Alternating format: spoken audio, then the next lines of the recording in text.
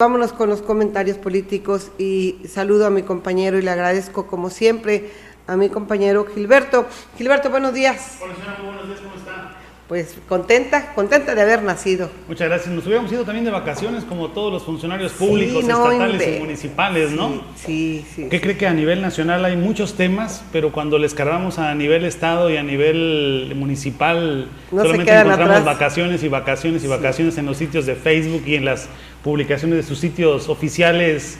Pues desde hace una semana, 2 semanas no publica nada. Es difícil trabajar así en cuanto a esta fuente de información, que no es la única para nosotros, claro, pero que sí es importante destacar. No terminan de entender que son funcionarios y sobre todo, bueno, ya lo hablaremos, la gente de turismo tiene que trabajar cuando los demás descansan, ¿no? Estarás de acuerdo, pero claro, ya se les olvida y además, digo, ¿a dónde está el liderazgo que es el que debe poner orden? Vámonos hablando de orden. Llama la atención pues todo el ruido que se hizo en torno al director de la Selección Nacional de Fútbol. Se hizo un gran escándalo en torno a él, memes, tweets, las redes sociales se llenaron respecto a una agresión que hubo muy mal, porque sí, reprobable, porque se supone que ellos representan la disciplina, el trabajo, el deporte, la vida saludable, sana, bla, bla, bla. Y lo que demostró no fue así, Gilberto. No, y aparte demuestra un poder, es como nosotros, como periodistas, que atacamos o que insistimos en las decisiones de poder, en este caso presidentes municipales, congresos o jueces. Pues bueno, la contraparte de un periodista deportivo viene siendo una autoridad, como viene siendo la selección nacional, de tal manera que una autoridad afecte o una autoridad ataque a un periodista siempre debe ser reprobable, pero lo que también es reprobable es cómo reacciona la sociedad mexicana en este sentido, es decir, le damos más importancia al fútbol, que a otros temas muy importantes. Una semana antes se dio lo del Chapo Guzmán, por ejemplo, y no es que haya quedado borrado, pero casi se quedó a la par en Twitter, por ejemplo, fue trending topic, tanto la cuestión del Chapo como la cuestión de nuestro buen amigo el Piojo Herrera. Recientemente hubo una muerte de peregrinos, que siempre 26 peregrinos. 29 peregrinos. Hoy falleció un niño, que con ese ya son 29. Y tal parece que es una cortina de humo para los mexicanos. El dólar está en sus niveles máximos históricos. Y sí, sigue siendo el tema del Piojo todavía más comentado por la sociedad. Que ahí sí el gobierno, ¿qué culpa puede tener? Si es cada uno de los ciudadanos que a través de nuestras redes sociales contribuimos a que esos temas tan banales y superficiales sigan siendo muy importantes en la agenda nacional, ¿no cree, señora? Así es, efectivamente, ¿cómo puede distraernos de tal manera este asunto del Piojo? Perdón, pero así le dicen y creo que le gusta, porque a la hija hasta le dicen la Pioja, ¿no? Sí. Que también vimos que, bueno, lo que hace la mano hace la atrás. Ella también se le fue a los golpes a otro periodista. Pero retomo lo que dice Gilberto acerca de un lamentable accidente en donde un tráiler se queda sin frenos, se va en contra de una peregrinación en Zacatecas y fallecen esta cantidad. Y no se oyen las voces, claro. No se oyen las voces que digan, pues tenemos que regular quizá el tráfico, quizá las peregrinaciones, bueno, tuvo que pasar no sé cuántos topes. No lo detuvo hasta una casa donde finalmente se detiene, pero nadie, yo no he escuchado, no he visto en redes esta multitud de mensajes, de memes y demás, como algo, como bien decías tú, tan banal. Y hablando también del dólar, creo que es importante darnos cuenta cómo estamos. Sí, no, el dólar hoy amaneció, bueno, el fin de semana quedó en 16.33. Mucha gente piensa que si sube el dólar aquí a nivel local nos beneficia, porque bueno, pues dependemos mucho de las remesas que envían nuestros familiares de Estados Unidos, y sí, bueno, pues ya $100 se convierten, antes $100 era sinónimo de 1,000 pesos, ¿no? 1,000 pesos. Sí, me mandaron $100, son 1,000 pesos, pero ahora ver que $100 son casi pegándole ya a los 2,000 pesos, pues es bastante atractivo. Sin embargo, hay que considerar que no es bueno, por supuesto, que el dólar suba. Los expertos a los cuales yo he estado no consultando, sino leyendo, hablan acerca de que salió mucho capital no solamente de México, sino de muchos países, porque están por anunciar en unos meses más en Estados Unidos que van a subir las tasas de interés. Entonces a la gente, a los empresarios, a la gente que tiene muchísimo dinero, le conviene más tener su dinero en Estados Unidos y más si van a subir las tasas de interés. De hecho, no solamente ha sido el peso el que ha bajado, el que se ha depreciado, es la palabra correcta, depreciado frente al dólar, sino también la moneda de Brasil, por ejemplo, o incluso el propio euro, o incluso otras monedas de Sudamérica han bajado muchísimo su valor en torno al dólar, pero es por esta especulación que tienen actualmente los empresarios. Y bueno, los críticos de Peña Nieto hablan pues que él es el responsable por la política. Sin embargo, otros dicen que no, es esta cuestión que tiene que ver con la subida de las tasas de interés en Estados Unidos, y que esto va a provocar que salgan muchos capitales. Pero una vez subiendo las tasas de interés en Estados Unidos, en México también van a subir, y eso ya va a regularizarse un poco. Sin embargo, si el precio del dólar sigue subiendo para enero, entonces es ahí donde los empresarios, donde la gente de la industria va a empezar a ver muy complicada su economía, porque ellos compran en dólares tanto insumos como maquinaria, y eso lo que va a reflejarse es la cuestión de los precios.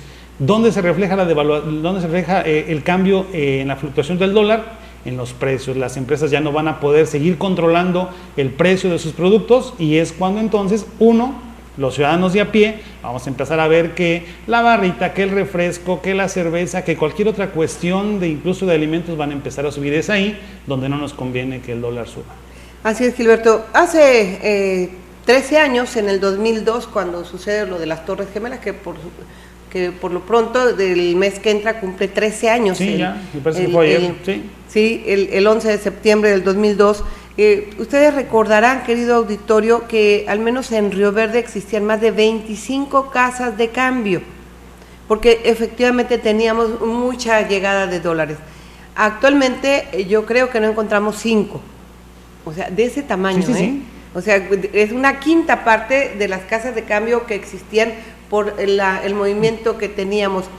A partir de entonces el dólar ha tenido graves problemas. Recordemos algunos fenómenos naturales que también les han impactado, la industria de la construcción deprimida, los bienes y raíces también deprimidos.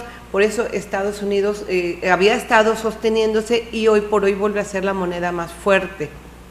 Recordemos además que en Río Verde el efecto migratorio pues nos ha marcado.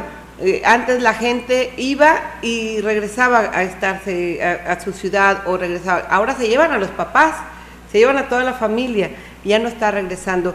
Es por eso también que tenemos que estar muy pendientes, observando quienes tenemos un crédito de una casa, de un automóvil, y no han asegurado que su tasa sea fija, va a haber grandes problemas. Recordemos en el 94, Gilberto, estarías muy chiquito, pero en el 94 la gran depresión que tuvimos, la devaluación que tuvimos en México, fue a causa también del dólar. Sí, claro, cuando estaba chiquito, pero sí leía, ya estaba en el bachillerato. Tan chiquito no estoy, señora, qué bueno que me dice, pero no, ya tenía 17 años, 16, algo así. Pues terrible, ¿no? Mucha gente perdió sus capitales. Así es, y uno como joven leía la cuestión de bueno, en ese tiempo los medios no eran tan profundos y no eran tan analíticos como ahora, pero las crisis de los 80s que vivieron nuestros padres, yo no sé cómo ustedes pudieron sobrevivir a esas catástrofes financieras y a las devaluaciones tan terribles, que el dólar subía al doble de un día para otro, y al siguiente día volvía a subir el dólar de un día para otro, y era una cuestión bastante compleja. Nosotros lo vivimos en la economía de nuestros padres en aquel fatídico diciembre del 94 con aquel presidente Ernesto Zedillo, ¿no? Y aquel pleito entre Zedillo y el presidente Carlos Salinas de Gortari, de quién tenía la culpa de esta enorme devaluación, que ha sido la peor, creo yo, en la historia reciente de nuestro país, ¿no? Así es, así es. Y bueno, vámonos, ya nos estamos yendo a otros lados, vámonos rápidamente. Pues fíjate que el día de ayer por la noche se inaugura un gran estadio, el Estadio de los Rayados, con Decio de María, con todas las autoridades, máximas autoridades del fútbol mexicano y los dueños del mismo estadio.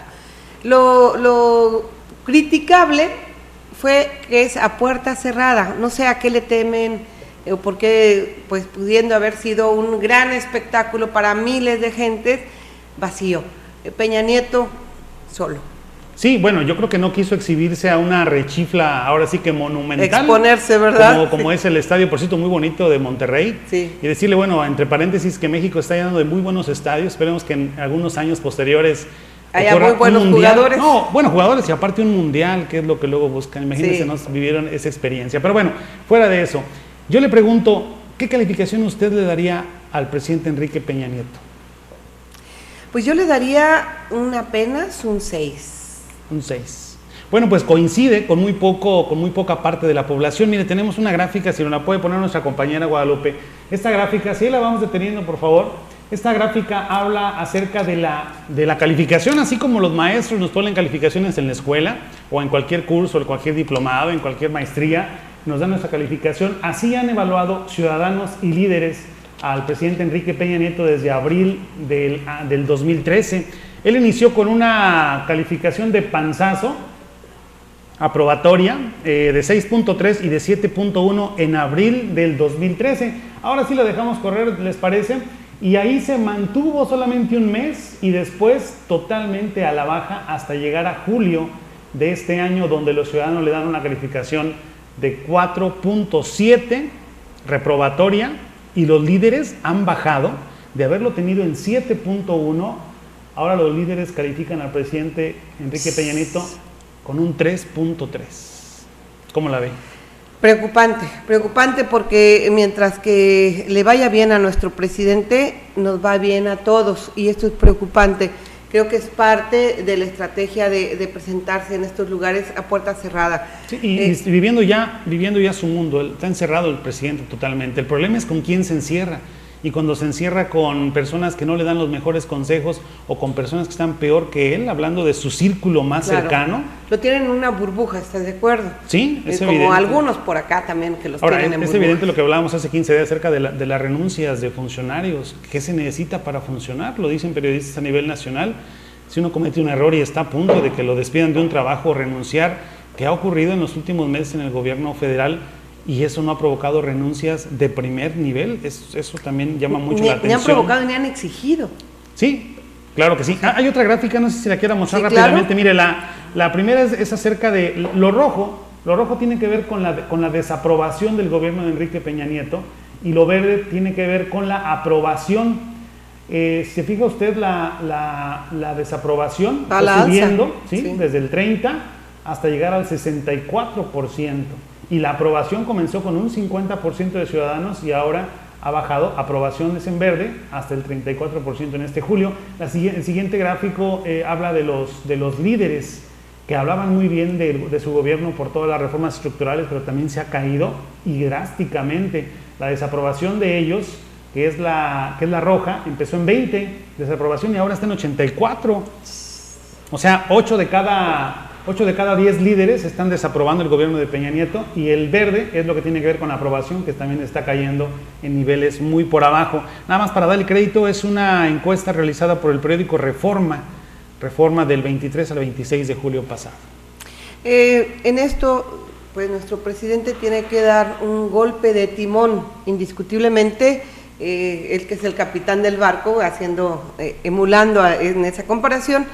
Bueno, tiene que dar un timonazo, cambiar el rumbo, bajar del barco a varios para que volvamos a retomar. Necesitamos confiar en nuestro presidente, necesitamos creer nuevamente y ojalá no dudo que sea un hombre preparado, inteligente, ojalá que alguien le hable bien al oído. Sí, si no van a ser 3 años de una pesadilla día y noche, ¿no? Permíteme decirte que ya ahorita ya se vislumbra la sucesión presidencial. Ya de hecho a los 3 años que ya él cumple en diciembre, bueno, pues ya se empieza a manejar los posibles sucesores. Se ha hablado de Osorio, por ejemplo, de Osorio Chong, de uno de los hombres más fuertes que para mi gusto también ha ido perdiendo fuerza, se ha ido debilitando Osorio Chong a consecuencia de no haber tomado también medidas adecuadas. Claro que sí. Bueno, pues esperemos. Vámonos rápidamente en otro tema nacional. El Partido Acción Nacional. Hemos estado observando que viene el cambio. Un cambio que se avecina bastante rudo, no creas que va a ser cualquier cosa. Sí, claro. Cuando pensaba, primero a poner antecedente a la gente que nos ve, son 2 personajes Uno, digamos que histórico, Javier Corral, es un actual senador norteño, sí, Chihuahua, fuerte. Muy fuerte, de carácter. Él ya visitó, por cierto, visitó la ciudad en junio pasado. En el cierre de campaña de Ramón Torres. Y viene hoy, precisamente hoy, ¿no? Va a tener hoy domingo está aquí a mediodía. Javier Corral. Y Ricardo Anaya, que es un panista novel, es un panista nuevo, creado más bien en la cúpula del PAN, y que son dos corrientes totalmente diferentes del partido, ¿no? Tal vez Javier Corral un poco más fuerte, más valiente, más entrón. Bronco, digamos. Más bronco, pero en el debate, no sé si usted lo haya visto, que duró, no duró mucho, pero en el debate también Ricardo Anaya se puso fuerte, a la altura, a la altura de decirle, bueno, ¿qué partido quieres? ¿Un partido que solamente sea un partido de amenaza o de agresión? No queremos eso, no queremos que agredas a mi gente, a mi gente que está dentro de mi planilla. Y se le puso al tú por tú Javier Corral contra Ricardo Anaya. Estamos viendo algunas imágenes. Esto ocurrió el jueves. El viernes, ¿no? El viernes, fue el viernes. Sí. El debate entre los panistas. ¿Tenemos audio?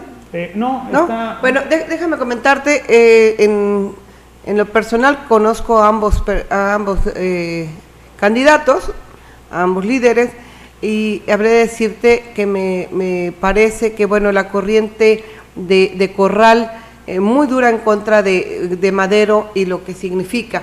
Le adjudican a Anaya, su mayor defecto que le ponen es que dicen que es muy cercano y que es lo mismo a Madero. Tengo la suerte de haber platicado en alguna ocasión con Anaya, y pues me parece que no es tan cercano eso. Él es un joven hombre que ganó todo en Querétaro, él es queretano, sí. Ganó todo en Querétaro, es un hombre muy echado para adelante, inteligente, sagaz, astuto, y bueno, pues no dudo también de Javier Corral, así que va a estar muy interesante esta encontronazo de las fuerzas de los panistas que habrán de marcar el rumbo para lo que sigue, que es la presidencia de la República. Sí, pues ellos no es que ellos van a elegir al próximo candidato del PAN, pero van a tener mucho que ver en esa situación, incluso pueden reformar los estatutos, ese tipo de cosas. Y decirle que dentro de la planilla de Ricardo Anaya está la potosina Sonia Mendoza. Así es, muy cercana. Pues sí, muy cercana. Me llamó mucho la atención lo que le dijo Javier Corral a Ricardo Anaya, que se vea cansado de aplaudir el gobierno de Peña Nieto desde su posición en el Congreso. Sí, bueno, recordemos que fueron parte de las reformas, él ya dentro de este gobierno, dentro del actual gobierno, ellos fueron de los que aplaudieron, efectivamente. Y además te voy a decir una cosa, las reformas creo que finalmente estuvieron bien para los mexicanos. Creo que había que conciliar antagonismos para poder pasar estas reformas que habían esperado muchísimos años, que las había propuesto en otros gobiernos también el PAN, y que bueno, les tocó en suerte aprobarlas. Así que, pues si es lo más criticable, yo no se lo criticaría. Muy bien. Bueno, pues ahí están los panistas, la elección es en menos de un mes ya. Sí. Y ahora tendremos ya nuevo presidente del PAN. Que hubo elecciones hace poco, recuerda usted que vino aquí incluso Cordero a Río Verde. Sí. Ganó Madero y después ya pidió licencia y ahí ya se quedó y luego volvió, regresó a ser senador. Es un juego de poder muy parecido en todos los partidos, señor. En Río Verde, y en San Luis, y en el DF, y en donde sea es igual. Y vámonos, hablando de la libertad de expresión. Un periodista que se sintió amenazado, dicen que en Veracruz se vive una situación de acoso, perseguimiento a quienes se atreven a manifestar. Ahí está, Rubén Espinosa Becerril. Platícanos, Gil. Pues él es un fotoperiodista. Recuerde usted que usted lo sabe más que nadie, el periodismo tiene varios estilos, y uno de los estilos es el fotoperiodismo, ¿no? Es decir, una imagen dice más que 1000 palabras, no hay necesidad de escribir un artículo para dar a conocer una noticia o algo, y él se dedicaba a eso. Es una agencia claroscuro muy pegada a la revista Proceso. Recuerde usted que hace ya más de un año mataron también a una periodista de Proceso en Veracruz. En Veracruz también. Sí, se colocó, de hecho él fue de los impulsores de colocar una placa en la plaza principal de ese estado recordando a esta periodista, y él se autoexilió. Recuerde que en Veracruz gobierna un gobierno priista, Javier Duarte se llama el gobernador, y él se fue a vivir a México, autoexiliado, y diciendo que cualquier cosa que le llegara a pasar, como a otros periodistas en Veracruz, pues el responsable iba a ser el gobierno de este priista Javier Duarte. Sin embargo, es importante decirlo que las causas en las cuales fue encontrado pues son bastante raras, ¿no? Él fue encontrado en una colonia de la Narvarte, muy cerca de la colonia Roma, en la Ciudad de México, con otras 4 personas. Sí, 4 mujeres. 4 personas más. Así es,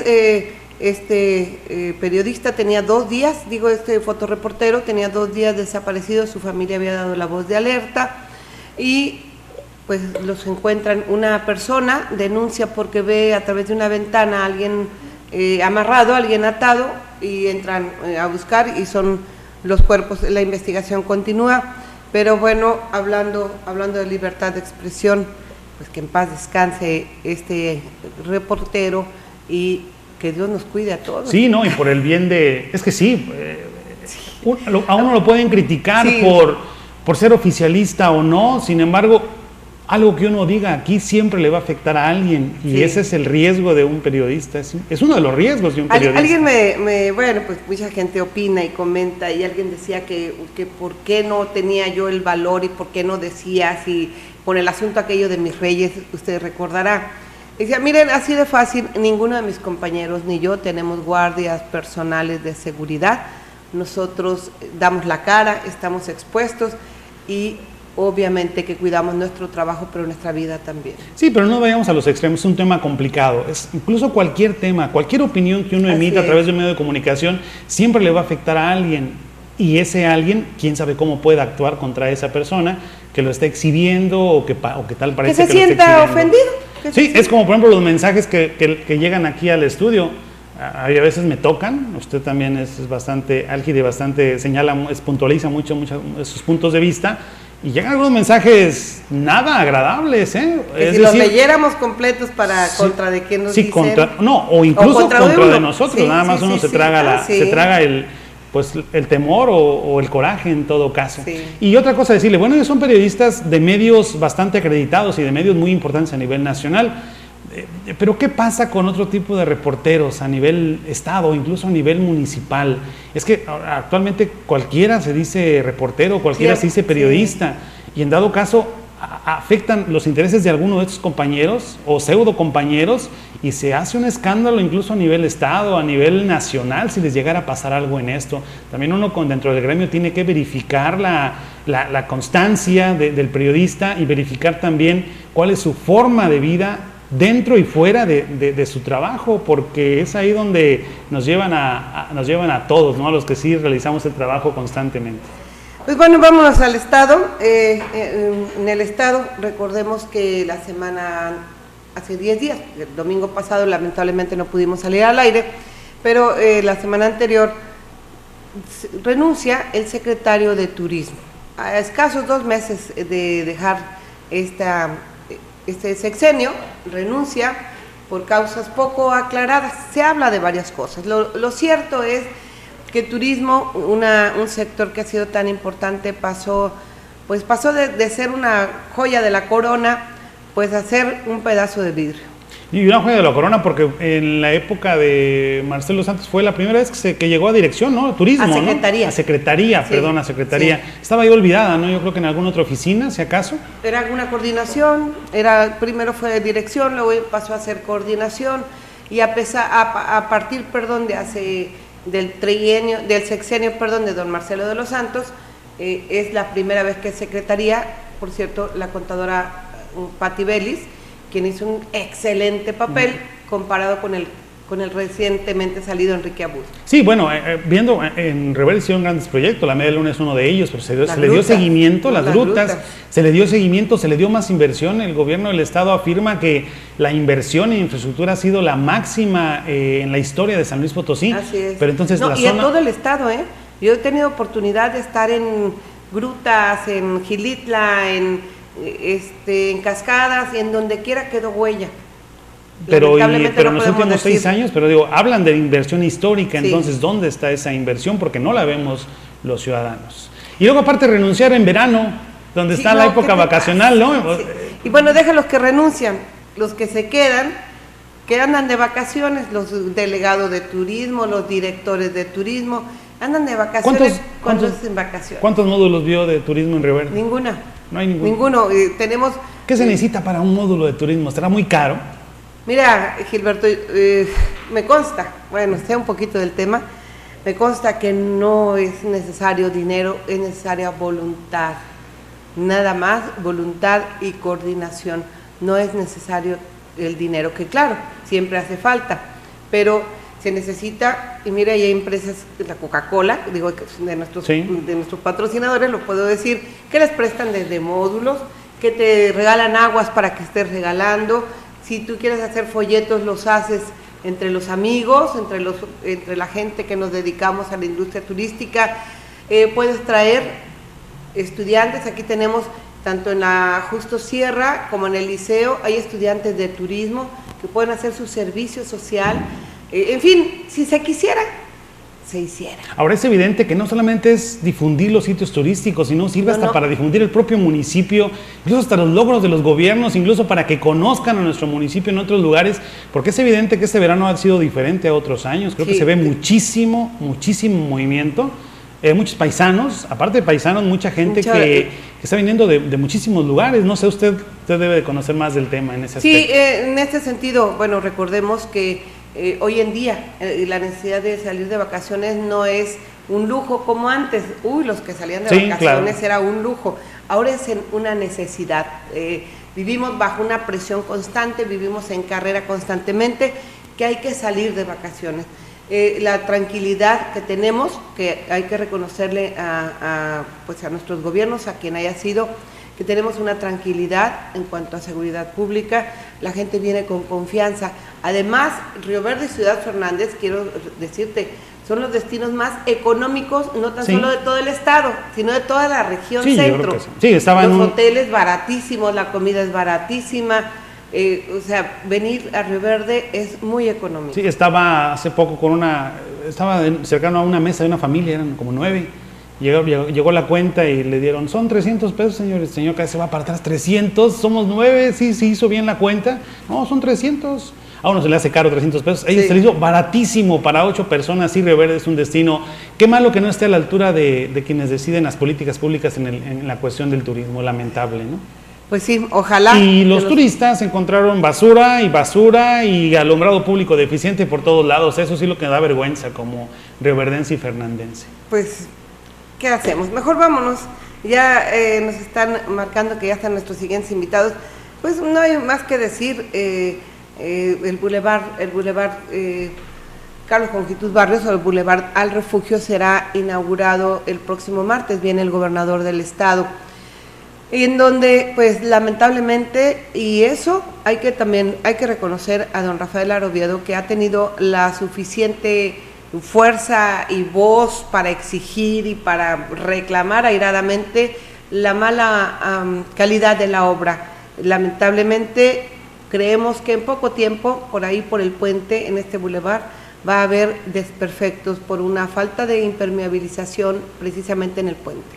Sí, es complicado, y aparte, bueno, pues como gobierno del estado, como titular, venir en alguna obra que no está terminada también es complicado. Están terminadas las etapas, son 2 etapas, hasta más o menos ahí el lugar que se llama Santa Anita. Ajá, por ahí está. Pero falta lo bueno, pues unir ya al refugio con Río Verde. Pasaron varias constructoras por esta obra, y después, ¿a quién se le va a reclamar eso que usted está comentando? Ese problema, si el gobierno del estado se va, ¿a quién le va a dejar la bronca?